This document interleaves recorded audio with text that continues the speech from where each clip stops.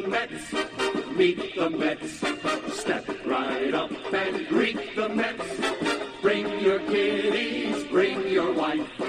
Guaranteed to have the time of your life, because the Mets are really socking the ball, knocking those home runs over the wall. East side, west side, everybody's coming down to meet the M-E-T-S Mets of New York town.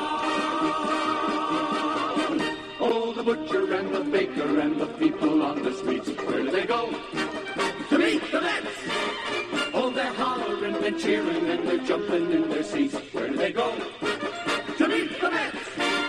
All the fans are true to the orange and blue, so hurry up and come on down, 'cause we got ourselves a ball club, the Mets of New York town. Give 'em a yell, give 'em a hand, and let 'em know you're rooting in the stand. Come on and meet the Mets, meet the Mets. Step right up and greet the Mets. Bring your kiddies, bring your wife. Guaranteed to have the time of your life, because the Mets are really socking the ball, knocking those home runs over the wall. East side, west side, everybody's coming down to meet the M-E-T-S Mets of New York town, of New York town.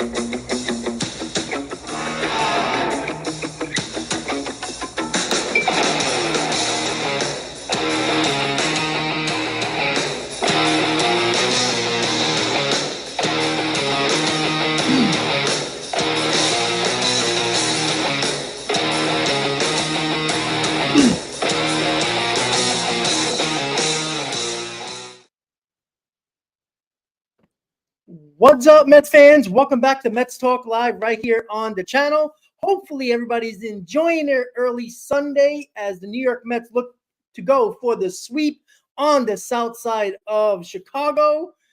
Happy September 1st, everybody. The New York Mets are playing meaningful baseball in September as they are 2 games back of the third wild card and the Atlanta Braves. The Mets, the last time we spoke, the Mets were 4 games out of a wild card. It was looking bleak. It wasn't looking good. The Mets had a lot of work to do, and they continue to have a lot of work to do as they did take the series against the Arizona Diamondbacks in dramatic fashion, and they took the first 2 against the Chicago White Sox as they should. And now we can talk about a series sweep as the Mets face off against Garrett Crochet with Sean Manaea on the mound for the New York Mets. So, guys, when I talk about the Mets should be sweeping the Chicago White Sox, I don't talk about a sweep until it's actually possible. I don't care about what people continue to say about sweeping this and sweeping that team, sweeping this team. You got to sweep that team. No, you should take 2 out of 3. You got to sweep this team. When you get the first 2 games of a series and it's a 3-game set, then we can talk about a series sweep, because it's so irrelevant to talk about a series sweep game 1 into the series, right? The focus needs to be series wins, because look, have the Mets swept anybody? No. They've won series, and it got them back to 2 games behind the Atlanta Braves, 2 games back of the third wild card. That's all you have to do, because it's not only what the Mets have to do, it's what the Braves have to do. It's what other teams have to do. So when people bitch and moan that, oh, they need a sweep, of course we all want a sweep. Just because we're playing the worst team in baseball, why is it more important to sweep them but not the Arizona Diamondbacks? You should be more mad the Mets didn't sweep Arizona than if they don't sweep today. Now, I'll be pissed if they don't win today, because we're on the verge of a sweep. but they've won back-to-back series. They gained 2 games in the wild card within 6 days. Not even 6. It's going to be 6 today. They can actually be within 1 if things work out for the Mets today, if they win and the Braves lose, as the Phillies have been taking care of business. But the goal here is to continue to win series. And when you're on the verge of sweeping a team, that's when we talk about it. That's when we get a little bit greedy and take care of business, right? The Mets should sweep the Chicago White Sox. They actually have been somewhat of competitive games. Are we going to say, oh my God, the Mets are terrible because they play competitive games? No. There's White Sox players on that team that are trying to win. Regardless if they are terrible or not, they're still trying to win a ball game, right? Yesterday, they had the winning run on base. They had the tying run on base.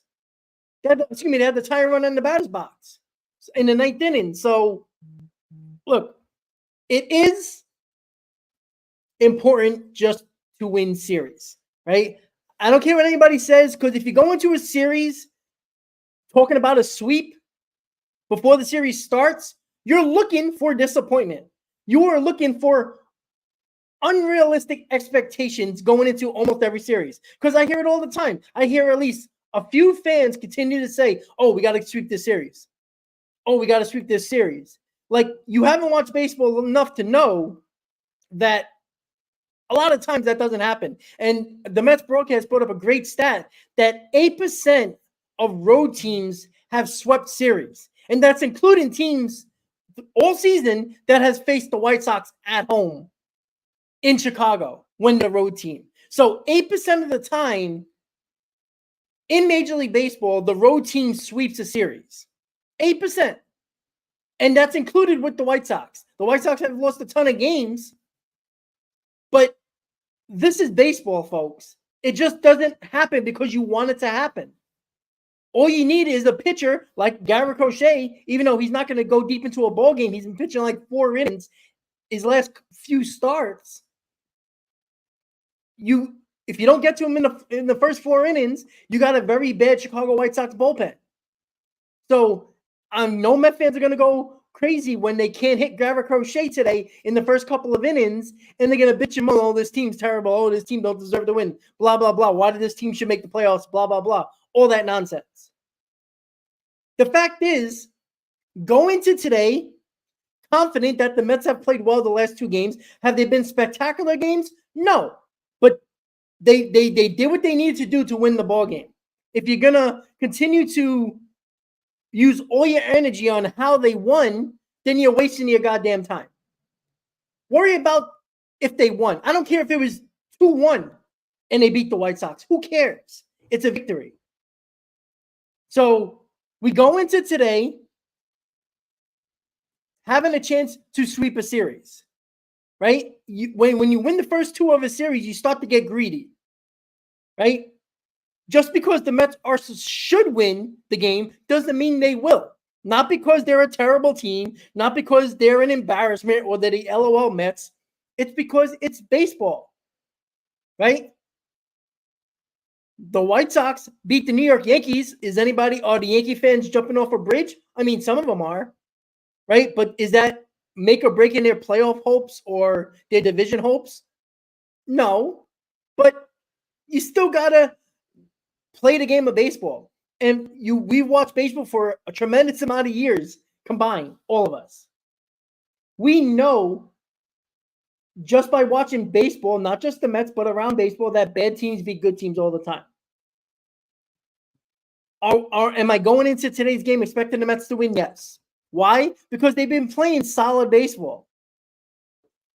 They're a good team. They're probably on the verge of being a little bit above average good team. They're 8 games over 500 for the first time this year.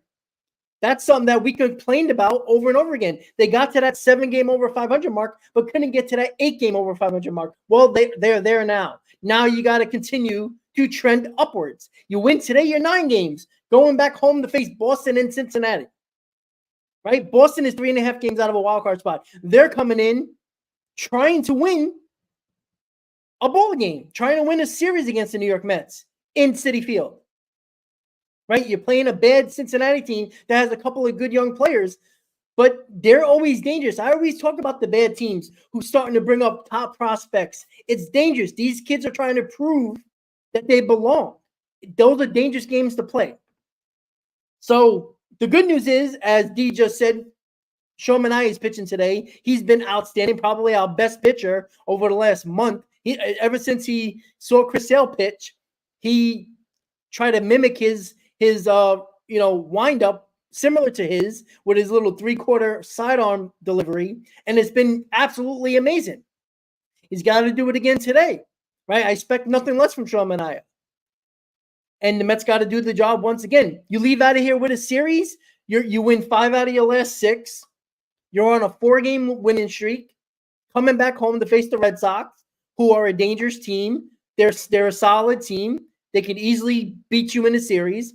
But here's the goal. If the Mets end up coming back home, a game out of a wild card, we're right back in the mix, guys. We're right back where we need to be after today's game. There's 25 games left to go. Get it done. Get it done. There's no more excuses. There's no more bitching and moaning about lineups or bitching and moaning about who's coming in the ball game for bullpen. Your name is called. Do the job. I'm sick and tired of people saying, "Oh, the lineup. I don't like the lineup today. Oh, why is this guy coming in the bullpen?" You got 28 guys on your roster now with the September call, so we'll get to that in a little bit.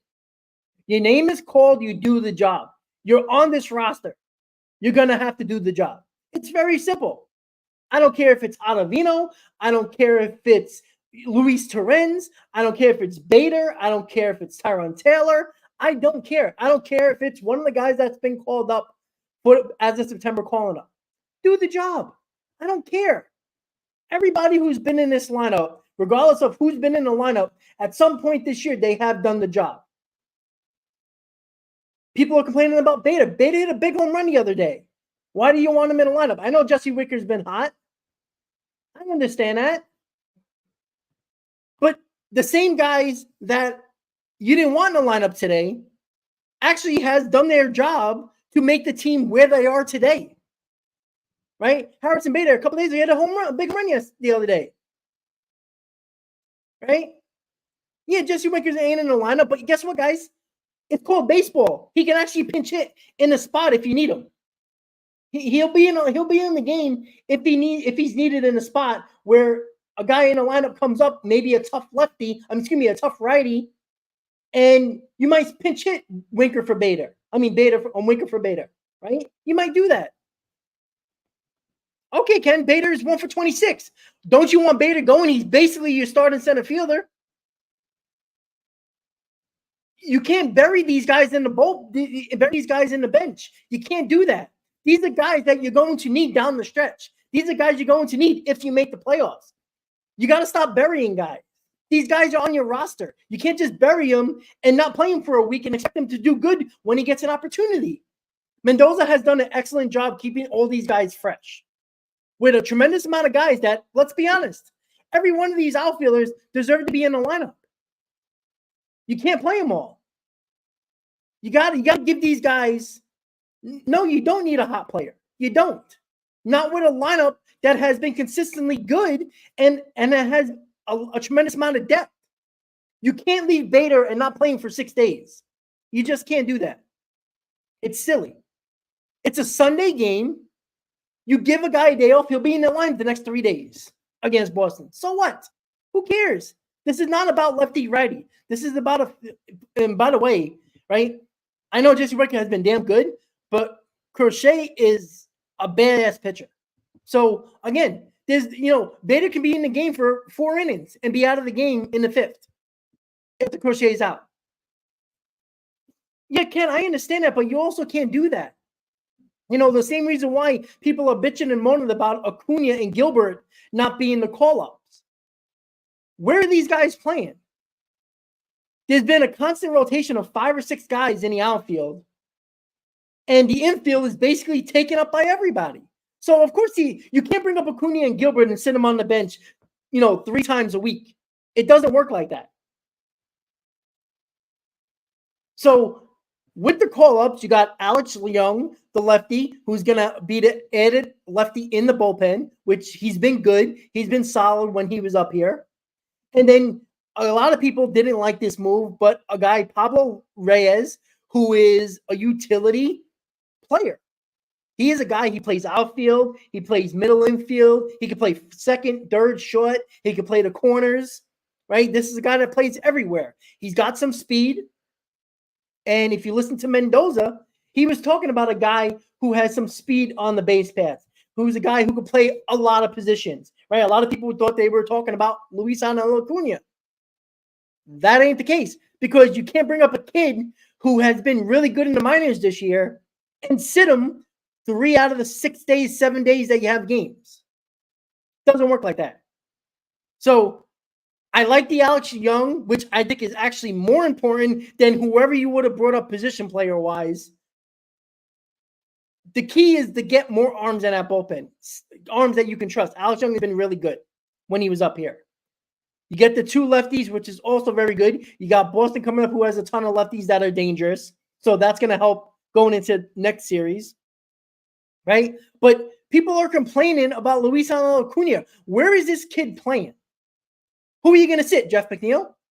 Are you going to sit Vientos? You're not sitting Lindor. Acuna is not really an outfielder. And even if you wanted to, who are you sitting there?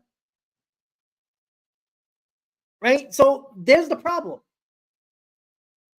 Drew Gilbert, yeah, of course. Look, guys, just because these guys are having good minor league seasons and you want them to come up, these guys have been playing every day.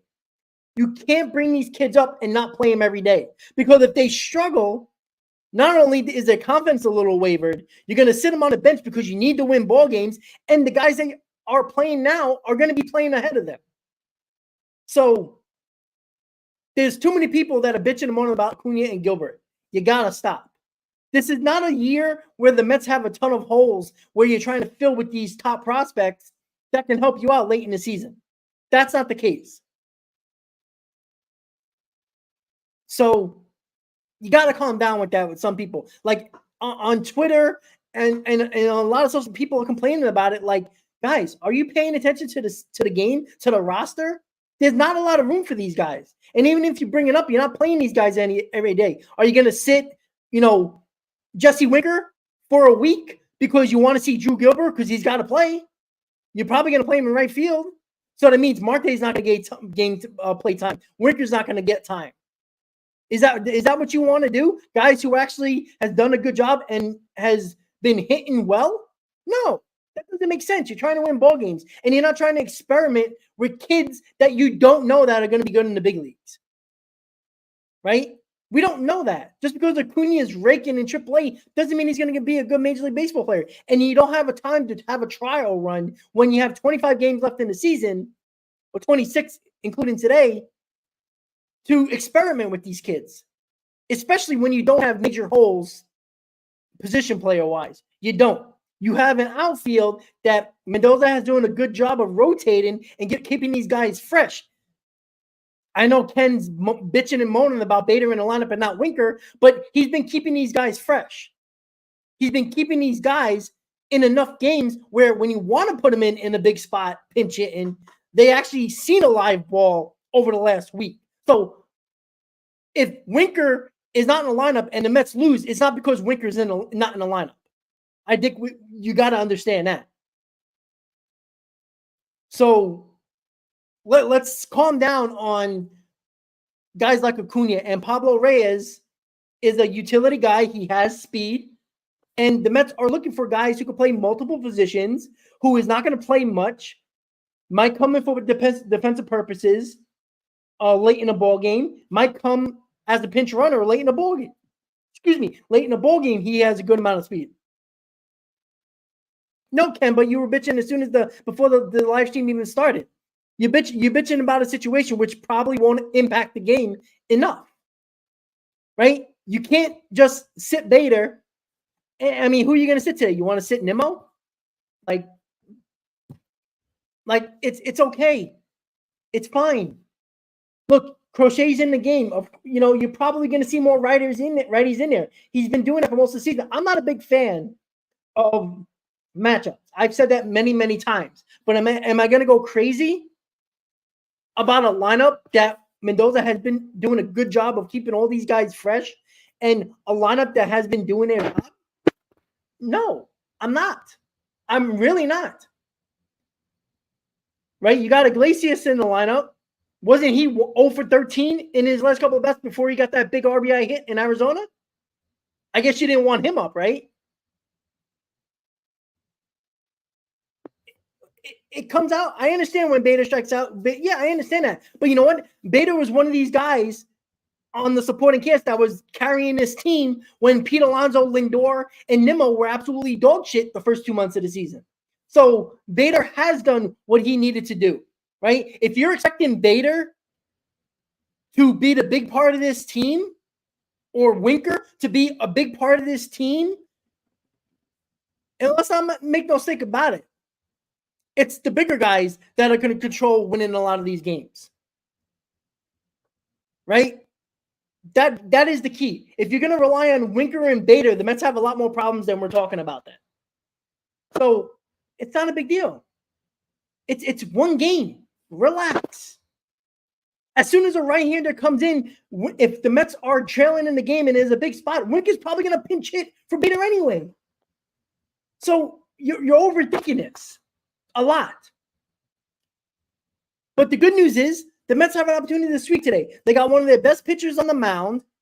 And if you think it's going to take Jesse Winker to beat the White Sox today, then the Mets have more problems than we're going to be talking about the rest of the day.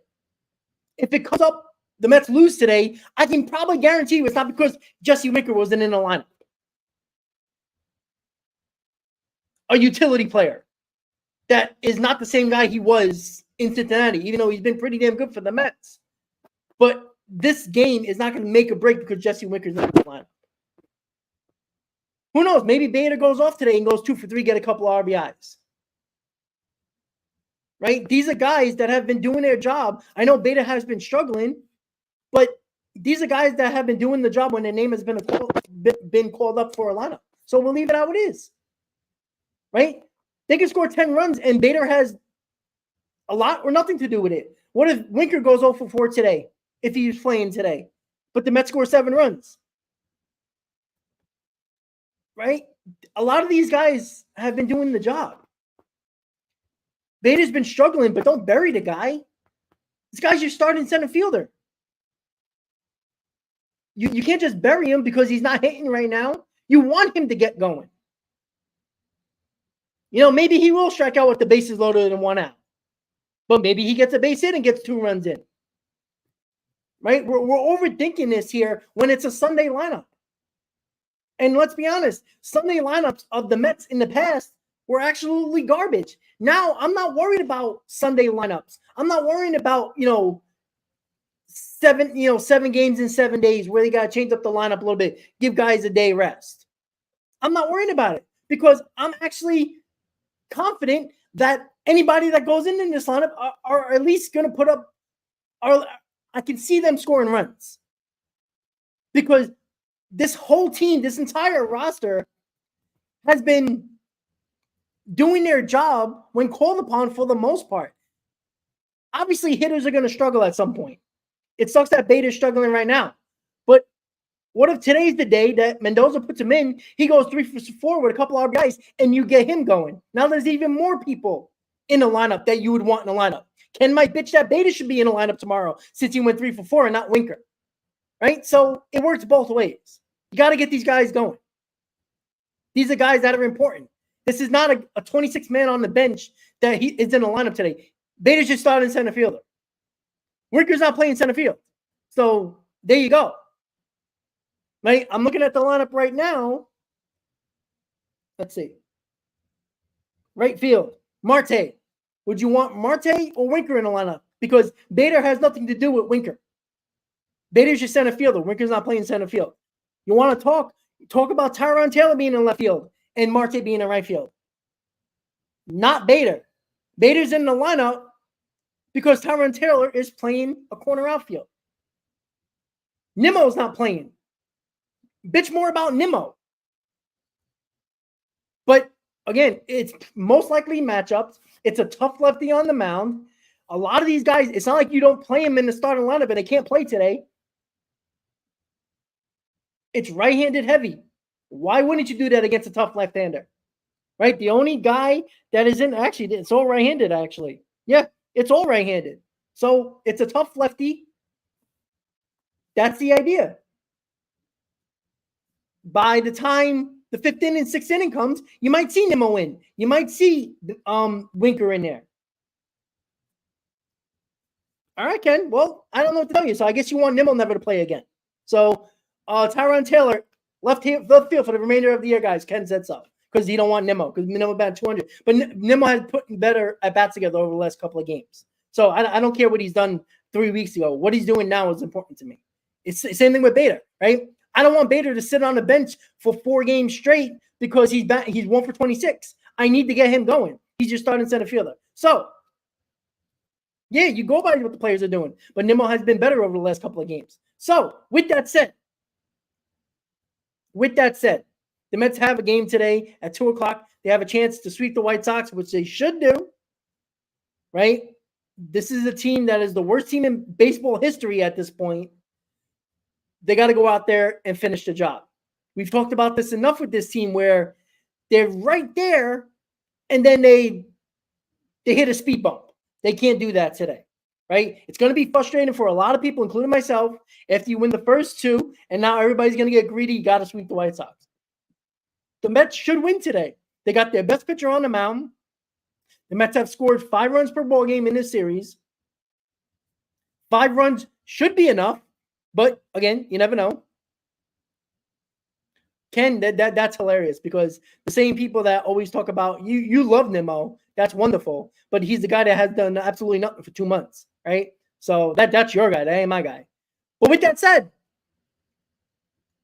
right? And you're just talking about it, but Bader is a guy who's basically carried his team when Nimmo, Alonso, and Lindor did absolutely nothing for 2 months. So Bader deserves a lot more credit than what you're trying to give him.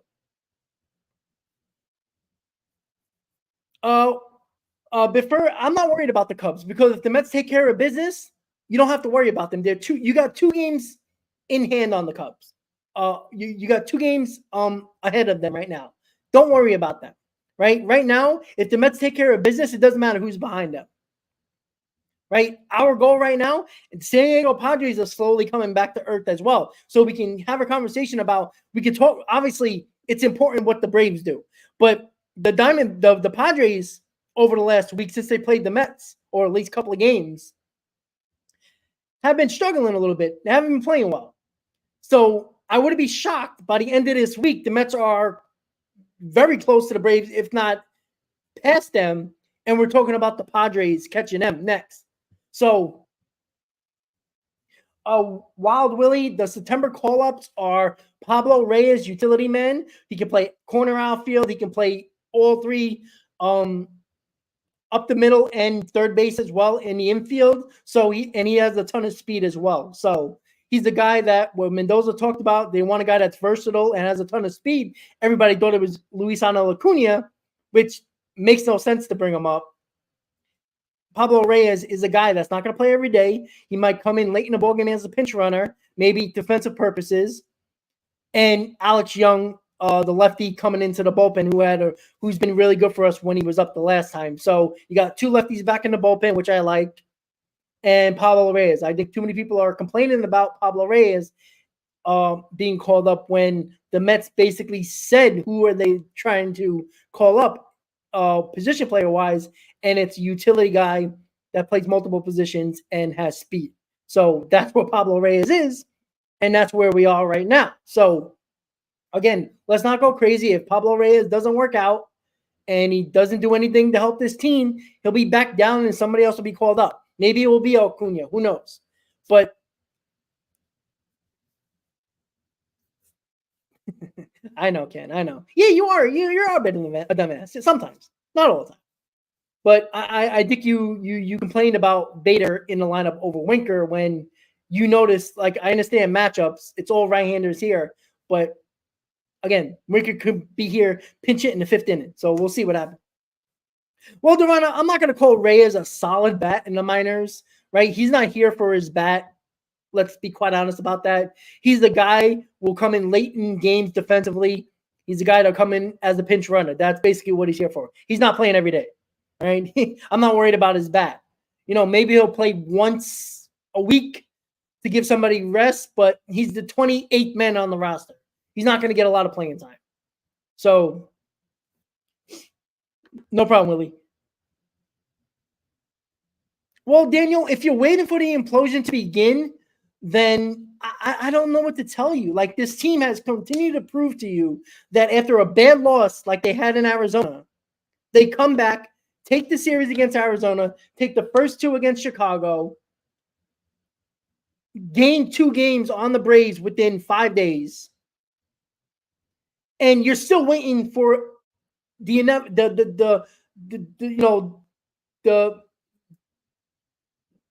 everything to fall apart and the collapse to happen, right? This is a season that, let's be honest, a lot of people in the chat, if not all of you guys, thought this team wasn't going to be good this year. So they've given you meaningful baseball the entire season. Now there's 26 games to go, and they're in a playoffs race right now. Yeah, Daniel, but 101 games, they were making the playoffs. It's Met fans that cried like children that they lost the division when it shouldn't have been the end of the world for Met fans. And the players deserve a lot of blame as well, because they basically fell into the category where the Mets fans fell apart. Everybody's like, oh my God, we lost the division. Yet we know we were going to be in the playoffs. We should have been focusing on the playoffs rather than just the division. Because as it ended up, the team that actually made the wild card in the last wild card in the Philadelphia Phillies made the World Series. So, we all felt bad for ourselves, including Mets players, when there were still playoff games to be had, when we know we were going to be in the playoffs. The fact of the matter is, you should be excited that this team has overachieved in a season where most Mets fans, I say about 90%, thought this team was going to be bad. So going to this last month, excited that you're getting baseball that is meaningful. They're 2 games out of a wild card spot. Don't worry about an implosion. If they implode, guess what? It sucks, but it was a solid season. A season that, Daniel, I can be sure you didn't care much about, and a lot of people in the chat, right? I had them have 87 wins. I thought this team, with a lot of guys that had a prove-it-year contracts, we're going to have better seasons than a lot of people thought. I was always on board with Luis Severino. I thought Shomanai was a solid pickup. I didn't think he was going to be this good, right? So there was a lot of moving parts, a lot of one-year deals, a lot of guys playing for contracts, and they've outperformed everybody's expectations. Let's be quite honest about that. So enjoy the last month. Let's see what happens. If they make the playoffs, we're going in with house money, guys. In my opinion, there's no pressure on the Mets. They're playing with house money. You know what the pressure's on? The pressure's on the San Diego Padres, the Atlanta Braves, the Philadelphia Phillies. There's no pressure on the Mets. There isn't none. They have to play like there's no pressure. There shouldn't be no pressure. The Mets are playing with house money. The same way, if they make the playoffs, they're playing with house money, because they're going to be facing, if they're a third wildcard team or if they're a third wildcard team, they're facing the third best record division team, which right now is going to look like the NL Central, looking like the Brewers. Anybody going to say that we can't beat them? If that's the case, we're going with house money. That's what I'm looking at it. Right now, we got 72 wins. There's 26 games to go. If the Mets go 15-11, that's 87 wins. Right? Can they do better? Can they go 16-10? Right? That's 88 wins. I think they need to be around 6 or 7 games over 500, which again to 87, 88 wins. And I think that's a good number. We'll see, right? It all depends on what the Braves do as well. But the Mets have an opportunity here. Again, get into the Atlanta Braves series either within 2 games or closer if not ahead of them, going into that Brave series. Daniel, I'm not being negative. You're the one being negative. You're just talking about a collapse. You're talking about an implosion. I'm not being negative. I actually been more positive this year than any other year. Because I think expectations going into the season by a lot of Met fans were more negative than they should have been with a first-year Stearns. Way too negative. With a Carlos Mendoza, which a lot of people did not like the hire. The fact is, this team has outperformed a lot of our expectations. They've played Lindor MVP season. If it wasn't for Ohtani, he'd probably win it easily. Who knows? He still might win it.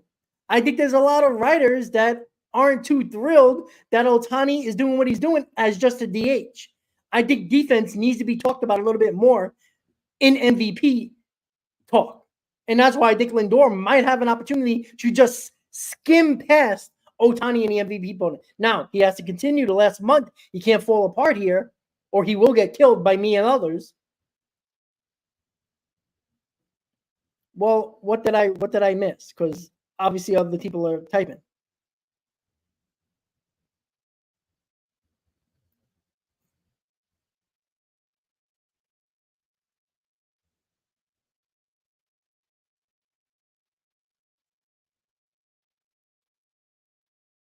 Well, you said we do this every year. Well, I don't think anything that you typed was wrong about what I talked about. You're saying they implode every year. No, they don't. 2023 wasn't an implosion. They were never good. 2022 shouldn't have been an implosion. It ended up being that or looking like that, but they were making the playoffs regardless of division or not. Met fans felt sorry for themselves along with the players, and they took it into the playoffs. That was the fault of fans and the players. You made the playoffs. You should be going in. Look, this year might be different. We don't know, right? Was 2015 an implosion?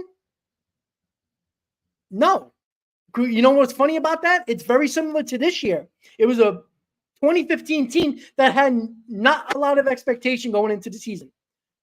The organization was talking about the year was going to be 2016. Similar, not what the organization said, but what fans are saying.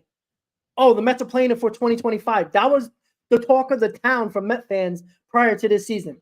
When Stearns and Cohen was saying, we believe this team is a playoff team, and they got laughed at and embarrassed. Now, they still might not make the playoffs, but they're a hell of a lot better than what a lot of people thought.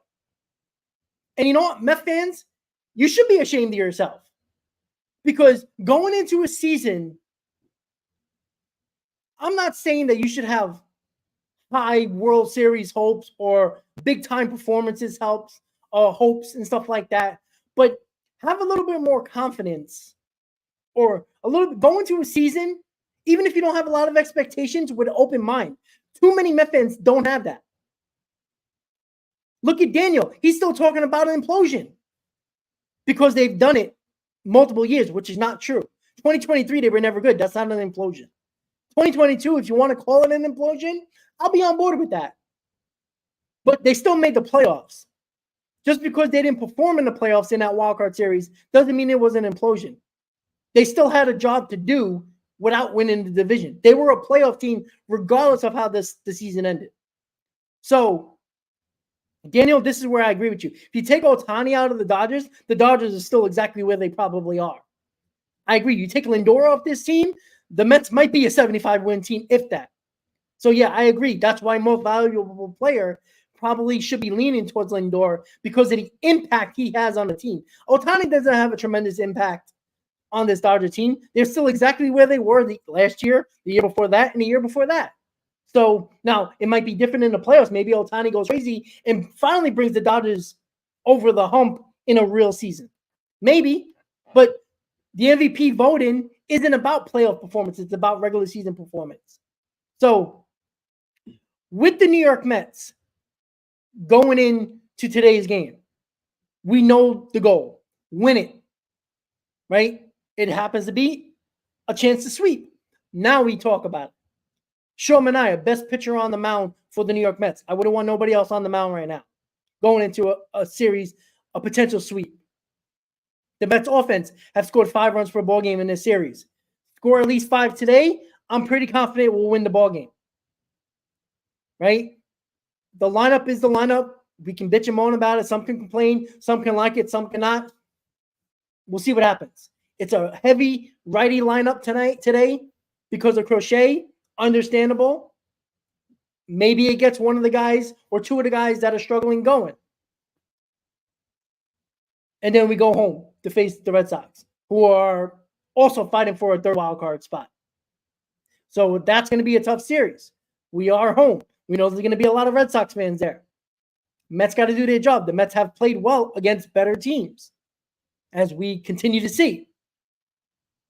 Right? If they sweep the White Sox, great. Now you got to go take 2 out of 3 against the Red Sox. And I don't want to hear about a sweep going into the Red Sox series because you're looking for a disappointment. Go into the next series, winning the series. If we win the first 2 games, then we can talk about a series sweep. Right? Mets are in a good spot right now where the Braves are facing a Phillies team that has handled them the first 2 out of the 3 games. Hopefully the Phillies win today. The Mets have a prime opportunity coming back home 1 game out of a wild card spot. With a Braves team who's been pretty damn good over the last couple of weeks. Maybe they start to struggle a little bit, and the Mets take advantage of a Padres team and a Braves team that's struggling. Look, I'd love to win 6, 7, 8 in a row. That is exactly what we all would want. Maybe it happens, maybe it doesn't.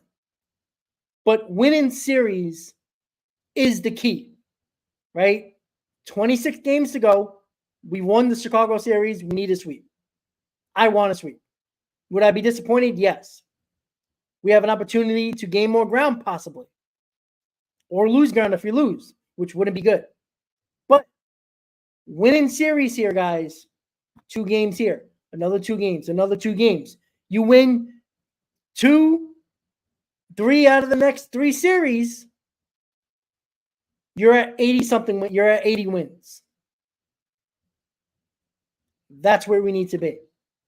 I'm hoping by, I would say, next week, we're at the 80 win mark, if not a little bit more. If we're at the 80 win mark, we're in a good spot. That's about 7, 8 games later, which will be about 18 games to go.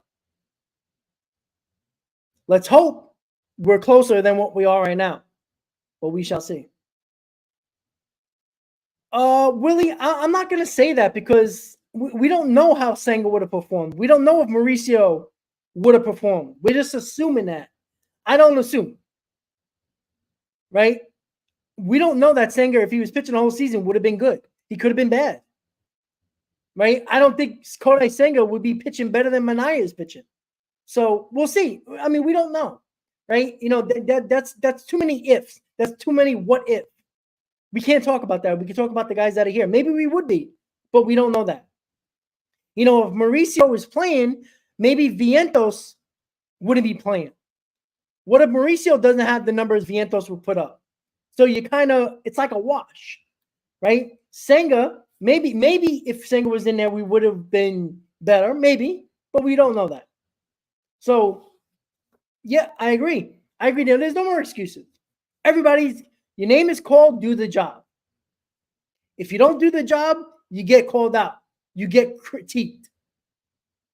That's what we're going to do. But we got a game in about an hour, less than an hour and a half away. Let's see what the Mets do. I do appreciate everybody being here. Make sure you hit on that like button. Sean Manaea against Gary Crochet, 2 lefties on the mound. Mets won 5-3 yesterday. Alonso with a home run, Winker with a home run. Mets got a little bit of insurance runs, and they did the job. Happy September. Mets are playing meaningful games in September. I know a lot of Met fans, even on WFAN, talking like, oh, whoa, who cares if they make the playoffs? It's not like they're going to win. Like, what type of mentality is that? The same fan that said they were going to win 75 games. They're 3 away from that. So, enjoy the game. Enjoy the rest of the season. This team has given you a meaningful baseball late in the season on September 1st. Most people didn't believe this was going to happen. Enjoy it. Embrace it. Maybe this team goes on a run. Why not? Why can't we be the Philadelphia Phillies 22? Why can't we be the Arizona Diamondbacks of 23? Why can't we be the 2015 Mets? Yes, we won the division, but this team is a hell of a lot more talented than what they were in 2015. And the way baseball works now, it doesn't matter if you have the most talent because it doesn't mean you're going to win. Get hot right now. Win 8, go 18-7 or 18-8. Get to that 90-win plateau. Pretty good chance you're going to make the playoffs there. Because I'm still not very confident if the San Diego Padres are going to be as good as they were. Because they were extremely hot when we were facing them. They're due for a little bit of a low. I'm confident. I'm going to say this right now on September 1st. I think the New York Mets are going to make the playoffs. I don't know how they're going to do it. I don't know if they're going to be the second wild card or the third wild card team. But I'm confident they're going to make the playoffs. I think this team has a little edge to them that I don't think they're going to fall apart. Now, they can play well and still not make the playoffs. No, we can do it if the other teams in front of us play well as well. But I feel like they're going to make the playoffs. I feel like that. I felt like that 2 months ago. I just felt like they got an MVP candidate. They got more than enough players on this team that can do the job. Their pitching has done well. The bullpen has been coming into form for the most part. I feel like this team is going to make the playoffs. I said that here. I said it on September 1st. You guys can laugh at me on September 29th if the Mets are not in a playoff spot. But I feel confident in this team because this team has continued to prove to a lot of naysayers that when they have bad losses, they come right back. How many Met fans, you heard it, guys, some of you might have said it, right after that Arizona loss in Game 2, what happened? Oh, that's the end of their season. It's over. They come back, win Game 3 of the Arizona series, win the first 2 in Chicago, and they gain 2 games in 3 days. It's a good time to watch some Mets baseball. You got September meaningful games. Enjoy it. Embrace it. This team might have a run in them where nobody expected them to. The New York Mets are 72-64, 2 games out of a wild card spot. A couple of games more behind San Diego.